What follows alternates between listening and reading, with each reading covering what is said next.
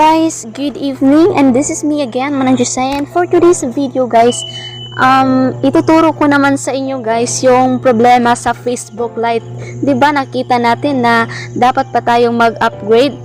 So, pag na-upgrade na natin, lumalabas pa rin yung upgrade, 'di ba? Upgrade Facebook Lite. So, ganito lang guys. So, kung bago ka pa lang sa channel ko guys, please don't skip this video. And please don't forget to subscribe my channel para naman updated ka sa mga latest ko na video. So ito na nga siya guys. Na-solve na yung problem ko sa Facebook Lite. So easy. Watch mo lang to. Okay?